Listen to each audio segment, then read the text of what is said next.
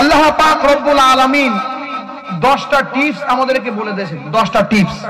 আচ্ছা, আমাদের যে শত্রু হবে তাকে আপনি চিনবেন না? আমাকে যদি কোনো ব্যক্তি বলে দেয়, হুজুর আপনি বাগুন্ডি থেকে নামাজ পড়িয়ে বাড়ি যাবেন, আপনার অমুক ব্যক্তির শত্রু আছে, ও কিন্তু পাকারি করছে, আপনাকে যখন তখন মেরে দেবে, তা আমি কি ওর খবর নেবো না যে ও কোথায় আছে? আর যখন আমি রাস্তা দিয়ে যাব, সমস্ত মানুষের দেখবো, আমার কিন্তু নজর থাকবে একটাই, যে সে মাল কোথায় আছে, আমার কাছে যে মেসেজটা আছে যখন তখন আমাকে মেরে দেবে, তা তাকে আমি খুঁজবো না? তাই খুঁজবো তো বাবা। আল্লাহ যেখানে বলছে যে তোমাদের প্রকাশ্য শত্রু হলো ইবলিস, সে শত্রু সম্পর্কে জানবেন না? নাম্বার 1 শুনুন, ও যখন দুনিয়াতে আসছিল, আল্লাহ যখন তাড়িয়ে দিয়েছে, ও তখন বলছে, আল্লাহ দুনিয়াতে আমি তো যাব, তা আমার থাকার জায়গা কোথায়? আমি কোথায় গিয়ে থাকবো? আর থাকার জায়গা ব্যবস্থা করে দাও।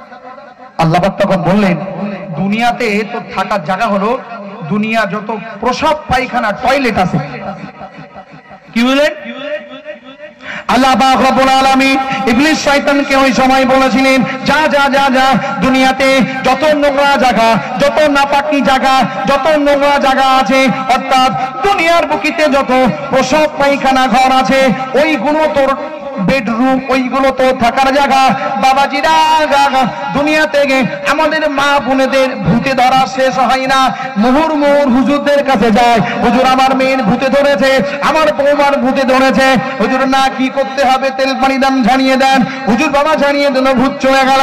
আল্লাহ পাক রব্বুল আলামিনের হাবিব, আমার আপনার নবী আশরাফুল আম্বিয়া খাতামুন নবিয়্যিন রাহমাতাল লিল আলামিন বুখারী মুসলিম শরীফের মধ্যে জানিয়ে দিলেন, ওই দুষ্ট জিন, দুষ্ট শয়তান, নারী এবং পুরুষ দুষ্ট জিনেরা বাথরুমের মধ্যে থাকে। তাই আমার আপনার নবী হাদিস শরীফের মধ্যে জানিয়ে দিলেন, ও আমার প্রিয় উম্মাত উম্মাতিরা, তোমরা যখন দুনিয়াতে প্রসব পায়খানা প্রাকৃতিক কাজ সারার জন্য যাবে, তোমরা আল্লাহুম্মা ইন্নী আউযু বিকা মিনাল খুবুথি ওয়াল খাবাইস, আল্লাহুম্মা ইন্নী আউযু বিকা মিনাল খুবুথি ওয়াল খাবাইস। ও রব্বুল আলামিন, আল্লাহ দুষ্ট নারী এবং পুরুষ জিনের অত্যাচার থেকে আপনি আমাদেরকে হেফাজত করুন। আর নবী পাক আমাদের আরো একটা টিপস বলেছেন, তোমরা যখন ইস্তেঞ্জায় যাবে, বাথরুমে যাবে, তোমরা তখন তোমাদের মাথা মস্তকগুলোকে আবৃত করে রাখবে, ঢেকে রাখবে। না জানি বাথরুমে যাওয়ার নিয়ম, না কখনো শুনেছি আমাদের সেই শত্রু বিষয়ে আমাকে ধরবে বলে, আমার কাছে জেনে ভূত ধরবে না, তা কি লোকে ভূতি ধরবে? না জানি গোসাপ পায়খানা যাওয়ার সময় একটা দোয়া পড়ি যেতে হয়, না জানি মাথায় একটা কিছু যেতে হয়, চাপ লেগে চাটা ধরছে। নম্বর 2, আল্লাহ পাক রব্বুল আলামিনের কাছে ফেরেশতা, ও যখন ফেরেশতা ছিল, পরবর্তী যখন ইবলিস শয়তান হলো, ইবলিস শয়তান তখন বলছে, আল্লাহ দুনিয়াতে আমি তো থাকার জায়গা করলাম, আমার বসার জায়গাগুলো কোথায় হবে? রাত্রে তো আমরা থাকবো, কিন্তু দুনিয়াতে ঘুরবো ফিরবো, একটু বসবো, কোথায় গিয়ে বসবো?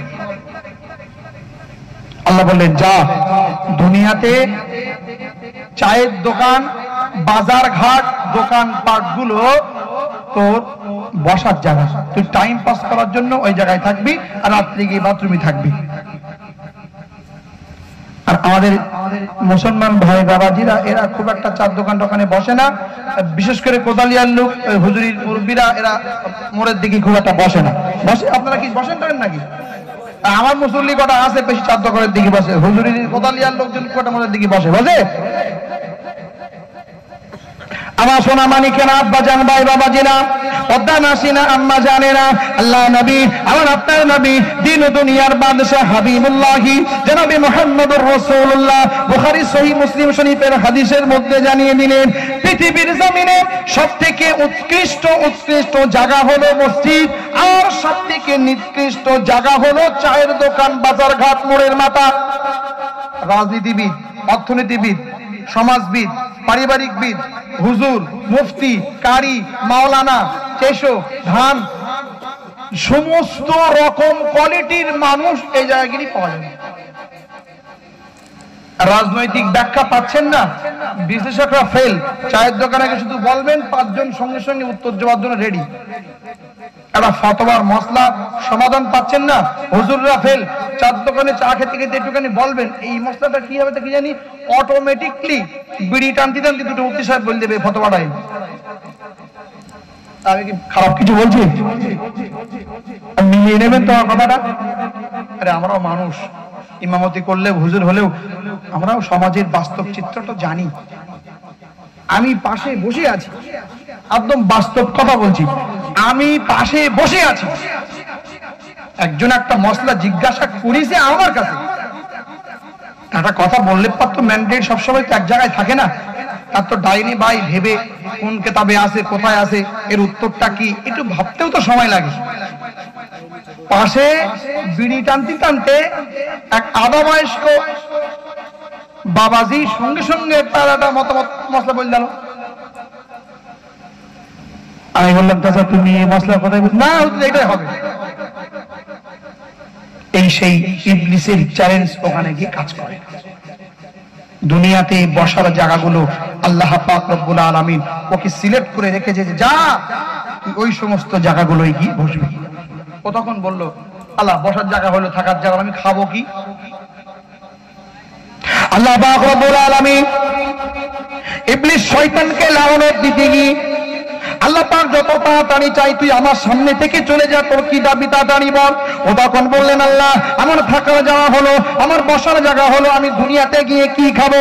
আল্লাহ পাক রব্বুল আলামিন বললেন যা দুনিয়াতে আমার যে সমস্ত বান্দারা, আমার যে সমস্ত বান্দিরা আমার নাম নিয়ে যে সমস্ত খাবারগুলো খাবে ওই খাবারগুলো তোর খাবার।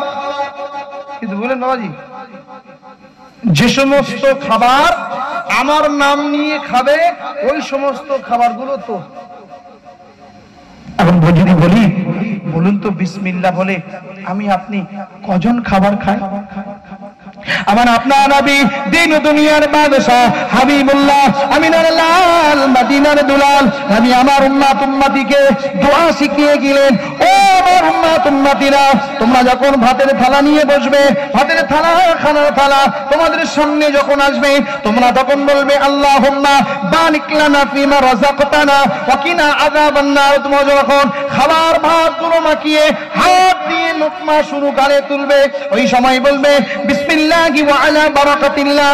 তোমরা যখন আগে ভুলে যাও খাওয়া শুরুতে, এমন যদি হয় তোমরা দোয়া পড়তে ভুলে গেছো, খেতে খেতে খেতে খেতে মাঝখানে আবার মরে এসেছে, ও আমার প্রিয় মুসল্লিয়ান ইকরাম বাবাজিনা, তোমরা যদি অটোমেটিকলি খাবার মাঝখানেও যদি মনে এসে যায় শুরুতে আমার দোয়া বলা হয়নি, তুমি ওই সময় দোয়া বলে নাও বিসমিল্লাহি আউয়ালাহু ওয়া আখিরাহু। খাওয়া যখন শেষ হয়ে যাবে হাত চাটতে চাটতে দোয়া পড়ে নাও, আল্লাহর শুকরিয়া আদায় করে নাও, আলহামদুলিল্লাহিল্লাযী আত'আমানা ওয়া সাকানা ওয়া জা'আলানা মিনাল মুসলিমিন। এক ভাত খাওয়ার যদি চারটে দোয়া হয় হুজুর, এটা ভাত খাবো কখন?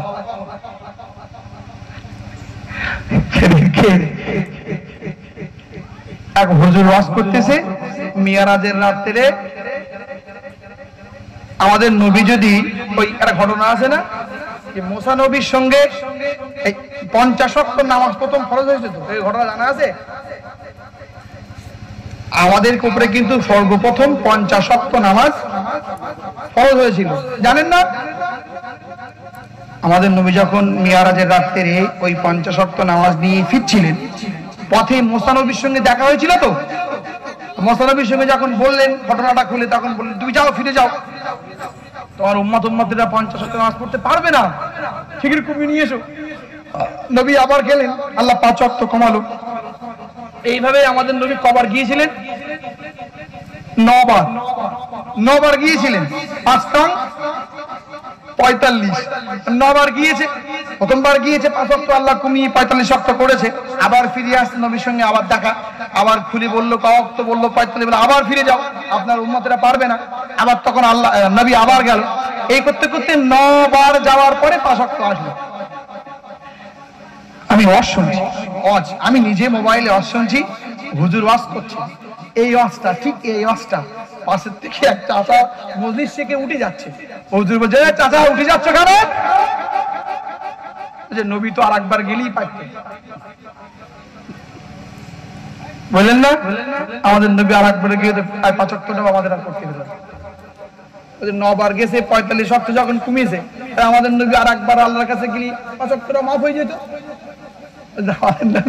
কেন না গিয়ে 5 ওয়াক্ত নিয়ে আসলেন? যদি আর একবার যেত তাই 5 ওয়াক্ত নামাজ আমাদের প্রতি আর ফরজ হতো না। এরকম ভাবছেন না তো? খাওয়ার দোয়া যদি 4টে হয়, ভাত খাবো কখন? এতটুকু যদি না বলতে পারেন, অন্তত বিসমিল্লাহ, আমি আল্লাহর নামে শুরু করছি, এই কথাটা বলে যে কোনো খাওয়া শুরু করবেন। আল্লাহর নবী হযরত আবু হুরায়রা রাদিয়াল্লাহু তাআলা আনহু সহ বিশিষ্ট কিছু সাহাবাদেরকে নিয়ে বসে আছেন। একজন সাহাবা খানা খাচ্ছেন, খানা খেতে খেতে হুজুর সাল্লাল্লাহু আলাইহি ওয়াসাল্লাম দেখছেন। কিছু সময় পরে বিসমিল্লাহ বলে নিল, আল্লাহর নবী হাসা শুরু করলেন। সাহাবারা জিজ্ঞাসা করলেন, ইয়া রাসূলুল্লাহ, আপনি অমুক ব্যক্তি অমুক সাহাবার খানা খাওয়া দেখে হাসলেন কেন? বলছে, আমি যখন প্রথম দেখছিলাম ওই ব্যক্তির সঙ্গে ইবলিশ শয়তানেরাও চতুর্দিক থেকে খাওয়া শুরু করছিল, একসঙ্গে এটো করে খাচ্ছিল। ওই ব্যক্তি যখনই মাঝখানে খেতে খেতে বিসমিল্লাহ পড়ে নিল, আমি দেখলাম শয়তানেরা সমস্ত বরকত আবার নতুন করে উগরে দিয়ে, আবার সমস্ত বরকত উগরে দিয়ে খাবারগুলো যেভাবে খাচ্ছিল সব কিছু ফিরে গিয়ে আবার ওরা চলে গেল। এই দৃশ্যটা আমি নবী দেখে আবার হাসি ফেল। কোন খাবার আল্লাহর নাম না নিয়ে কোশ্চিন কেন খাবেন না, ওই খাবারটা শয়তানের খাবার হয়ে যায়। নাম্বার 5, হে আল্লাহ, আমি আমার তো অনেক শাগরেদ রয়েছে, আমি তাদের কিভাবে কোন দিক দিয়ে আহ্বান করব? আল্লাহ বললেন, যা, দুনিয়াতে এই বাদ্যযন্ত্র, বাঁশি, গান বাজনা, ড্যান্স, হাঙ্গামা, এইগুলো হলো তোর শাগরেদদের ডাকার মাধ্যম। আজকে গানের কথা যদি বলতে হয়, আজকে জানেন অত্যন্ত দুঃখ লাগে। শয়তান না, আমার জন্য মনে হয় কিছু কিছু সময় শয়তান পৃথিবীতে জয়ী হয়ে আছে। আজকে গান পৃথিবীতে প্রতিষ্ঠিত হয়ে আছে, কানে কানে, বাড়িতে বাড়িতে, গলিতে গলিতে, সমস্ত জায়গায় গান গান গান গান বাজনা।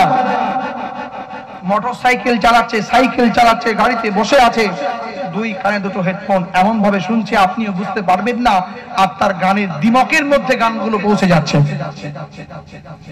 আগে হাটে বাজারে ট্রেনে কান পাতা যেত না, মানুষের চেঁচামেচি, মানুষের গল্প, এক জায়গায় হলে 5 জন গল্প গুজব কথাবার্তা।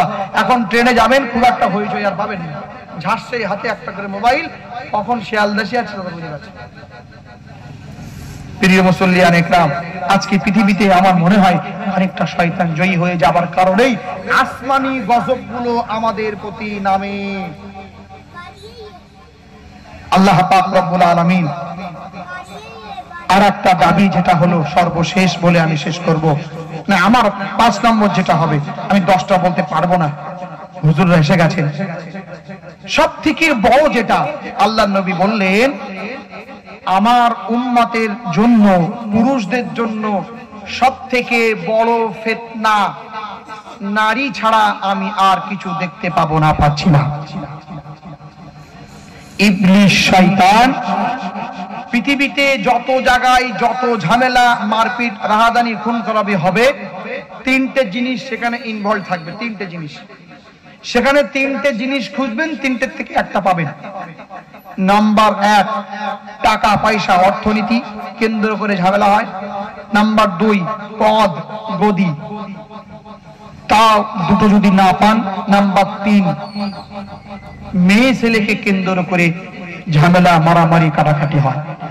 টাকা, অর্থ সম্পদ, তা না হয় গদি, পদের লোক, তা না হয় 3 নম্বরে মেয়েকে, এই নারী জাতিকে কেন্দ্র করে পৃথিবীতে যত ঝামেলা হয়, এই 3টে জিনিসকে আপনি লক্ষ্য করবেন, পেয়ে যাবেন। আল্লাহর নবী আমাদেরকে বারংবার বলেছেন, সব থেকে আমার পরে আমি দেখতে পাচ্ছি আমার উম্মতের জন্য নারীর থেকে বড় ফিতনা আর কিছু নেই। প্রিয় মুসল্লিয়ান ইকরাম, প্রিয় শ্রোতা মণ্ডলী, বলতে বলতে প্রায় অনেকটা সময় বলে ফেলেছি। আমার পরে আমন্ত্রিত হুজুররা এসে গেছেন। আমি বক্তৃতা করতে চেয়ে কথার মাধ্যমে যদি কেউ কোনো না কোনো অ্যাঙ্গেল দিয়ে কোনো না কোনো সাইটে দুঃখ পেয়ে থাকেন, ব্যথা পেয়ে থাকেন, আল্লাহর কসম আমি আপনাকে বাধা দেওয়ার জন্য বলিনি। আমি যতটুকু বলেছি শরিয়াত, হাদিস এবং কোরআনকে সামনে রেখে, যদি আপনার ব্যথা পেয়ে থাকেন আপনার সংশোধনের জন্য আমি বলতে চেয়েছি, আল্লাহর রাস্তায় দিনের নজরে ক্ষমার চোখে দেখবেন। আল্লাহ পাক রব্বুল আলামিন আমরা এত সময় পর্যন্ত যা কিছু শুনেছি এবং পরবর্তীতে যা কিছু শুনবো, আমাদের আল্লাহ পাক রব্বুল আলামিনের হাদিস এবং কোরআন অনুযায়ী আমল করার তৌফিক দেন। সকলে বলুন আল্লাহুম্মা আমিন। ওয়া আখিরু দাওয়ানা আনিল হামদুলিল্লাহ রাব্বিল আলামিন। আসসালামু আলাইকুম ওয়া রাহমাতুল্লাহ। সকলে উচ্চ আওয়াজে দরুদ শরীফ পড়ুন। আল্লাহুম্মা